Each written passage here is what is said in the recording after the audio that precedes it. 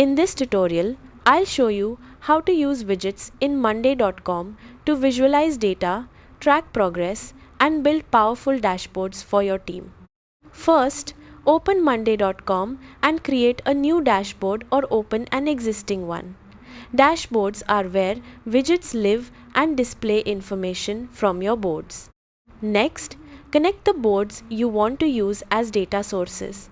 This allows your widgets to pull real-time information from your projects and workflows. Once your boards are connected, click the Add Widget button at the top of the dashboard. You'll see a variety of widget options including chart, numbers, calendar, workload, battery, and table widgets.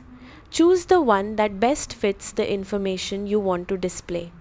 After adding a widget, configure its settings by selecting the board, columns, and data you want it to show. For example, a chart widget can display task status, sales performance, or project progress. You can move widgets around the dashboard and resize them to create a layout that works best for your team. For additional customization, click the Widgets Settings menu to adjust filters, display options, colors, and data sources. Widgets can help you track key metrics, monitor workloads, visualize trends, manage deadlines, and create a central dashboard for reporting.